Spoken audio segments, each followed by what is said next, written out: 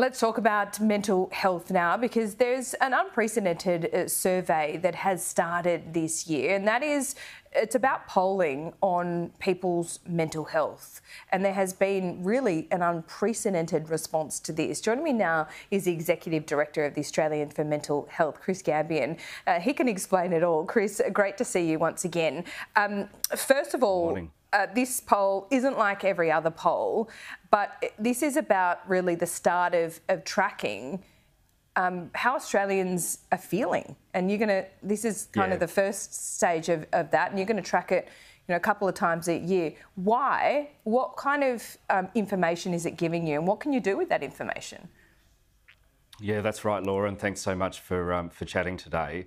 The National Mental Health Monitor is what we're launching today. The idea is that we want to understand in a very practical way how Australians are feeling, how their mental health is going, and what the source of some of their mental health issues are. And as you say, it was an unprecedented response.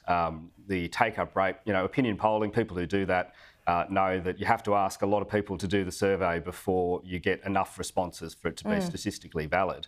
But in this case, they were overwhelmed with responses. Clearly, the Australian people want to talk about mental health.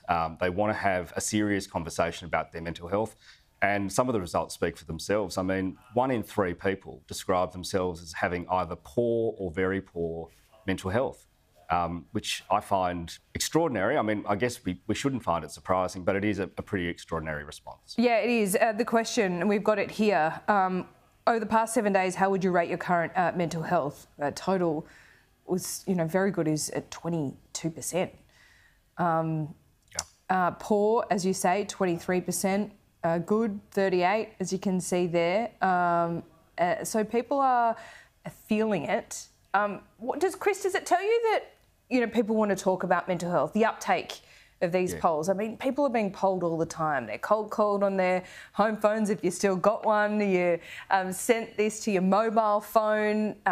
You're asked for your opinion all the time. And often, I think people at home will appreciate this, you either ignore it, you move on, or you just kind of, quickly respond as quickly as you can, which doesn't usually give you accurate results in polling.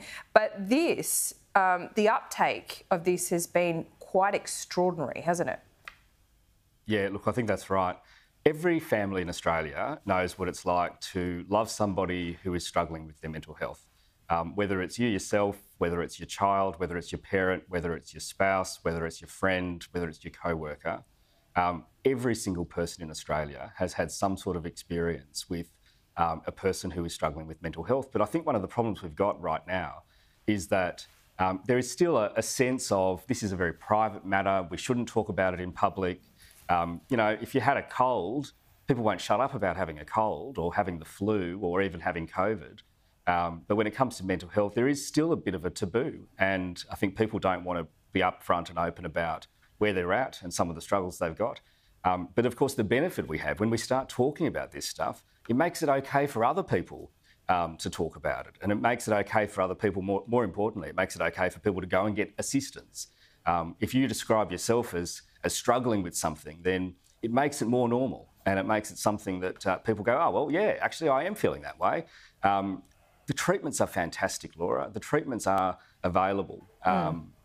We really just need more people being able to access them, and people being able to recognise in the first place there's something going on. These aren't character flaws. These aren't things that are innately just personality traits of you.